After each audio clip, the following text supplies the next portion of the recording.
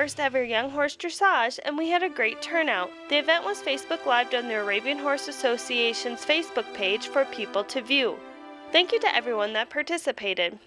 At the show, we have seasoned pros showing and first-timers too. Janet didn't start riding horses till later in life, and this is our first Sport Horse Nationals. My name's Janet Binky, and this is my horse, RSA, the Cowboy Way. We just got done with our first class here at Nationals, and we remembered the test. That was our main goal.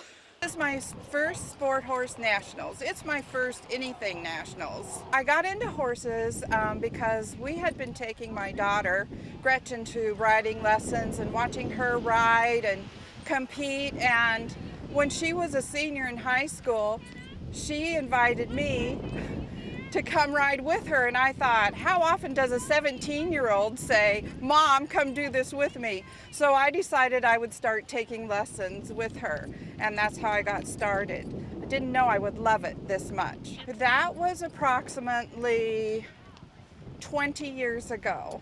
Started at the Hunter Jumper Barn where my daughter took lessons, and in one clinic that was going on, I came off and broke my hip and was bolted back together, and since then have decided that maybe I should do something that's not quite as risky as jumping. So we're working on dressage. I got Wyatt when he was 5, and we started out doing Western trail class and Western pleasure. And then the gal, Nicole Rowley, where I board Wyatt, got a new horse and started working on dressage. And so Wyatt and I started working on dressage as well. I think riding horses, yes, everyone should get into it. There are great benefits. One is the fitness aspect. When I watch really good riders ride, it looks so easy, but now I've learned that they're using every muscle in their body.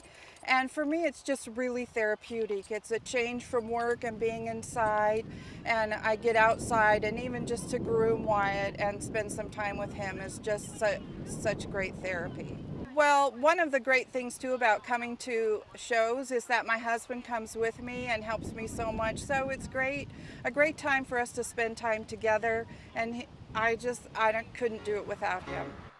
For some people, they have shown previously but are new to the Arabian horse show scene. Shelby and her trainer are from California and decided to load up Caleb, the Arabian horse, their 2 dogs, and come to Idaho for the show. Hi, I'm Shelby Salsley. I'm from Rancho Cucamonga, California, and this is my horse, Caleb, and my dog, Joy Joy. And I'm Lisa Skevy, and I'm from Norco, California, and I'm a trainer out of Norco, and this is my dog, Olivia.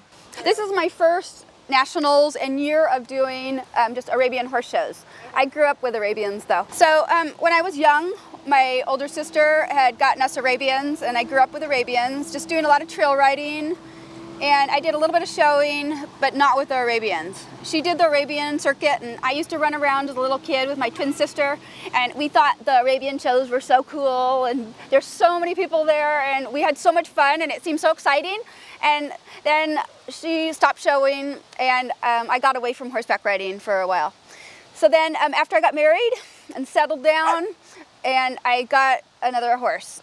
And then I got Arabian after that horse. And I ended up getting Caleb in 2011. And I was going to start doing endurance riding, but I thought his gaits were not so great. So I decided I better pick up dressage. So I wanted to find a really fun trainer who was in Narco that could keep me relaxed and laughing. And that was Lisa. So we've been training. We started just training level, first level, second level, doing the California Dressage Society circuit and just Pomona chapter, and just worked on all his gaits, and I set the endurance on the back burner. And we've been doing quite well, actually, make it to the championships every year. And so then I started thinking about the Arabian Association again, and maybe I could qualify. So, because we were doing okay, and it was so hard to figure out the point system and how to transfer points, and I didn't even know the dressage system, so that took me a while just to get used to that and get used to showing, and the whole system of dressing him and being ready and trailering. And so then we kind of got that down, and I felt comfortable, and I was ready to take on the AHA. So this year we just started in California, and did the regional shows and qualified. And I transferred my second level points over from the California Dressage Society, which was nice that you can do up to 2 years. And I thought that was fun, and we'll go. And so I was so excited and really am happy to be here. It's so awesome, and it's a lot of hard work getting here, but it's really neat and a lot of fun people, beautiful the way they put this whole outfit on and organized, and I'm excited. I got a couple more classes and see how we do, but so far top 10 one round of second level amateur. My goal was kind of like to have a really amazing moving horse who can go down a trail and a busy street and in the high winds, and like when I am like 60, 70s, I'm planning for him to live very old and be a very safe horse for me, and very beautiful movement and safe. So that's kind of my goal, but along the way I'm having fun showing and trying to do really well on him as well. So currently in the barn right now, we have Arabians, I have Tennessee Walkers, quarter horses, appendix, BLM Mustangs, Spanish Mustangs. I have like and PMU draft horses. So I have a big collection of horses, but they're all foundations dressage. So I teach dressage, and then I have a dressage team, a Western dressage team, and I also teach therapeutic riders. And I have a therapeutic riding show team. So this was like, so we went dressage. I've been dressage circuit, I've done the Frisian circuit, I've done the Frisian Nationals, and then she said, hey, why don't we have these show dates this year? And I'm like, okay, if it works in the dressage schedule, let's try. She goes, okay, just for fun, let's try this. And then it's like, okay, for fun, ended up turning real. Then she's like, okay, we're gonna go to nationals. I'm like, okay, we're going to Idaho, let's do this. so it was like, what if, okay, I'm all, and it's been a blast. It's been such a blast, and so we're really excited. And it's been fun because we're really close, so we get to kind of share experience together. And it's a long haul from California. And so you have to like the people you're in the car with. So that's what makes it great. So it's kind of like, hey, it's kind of like a road trip with a few classes we're gonna have. Okay. So that's what we've done. And it's been such a blast. And everyone at home is like texting and all excited, and they're like other clients, and it's just been great. We had hosted Team USA for the Special Olympics. We just had the Special Olympic World Games last year. So Team USA, the equestrian team, was looking for a place to practice for a few days before their actual competition, and they came over to the ranch I'm out of is No Drama Ranch, and they have NDR Therapeutic there. They contacted us, and my training stable is Diamond Elite Equine. I had my riders offered their horses so I could pair them up with the Team USA riders, and Shelby allowed me to use Caleb, and we had a few riders there. We had the city involved, brought them all in. They had people with signs when the riders were coming in for the training camp. I had all the horses fully braided, white polo wraps, in saddle pads, built the dressage court, I have the dressage court, and their obstacle course. I had any obstacle that they would have built or we already had, and their EC class. And we brought everybody in and treated just like we were taking the Olympic team.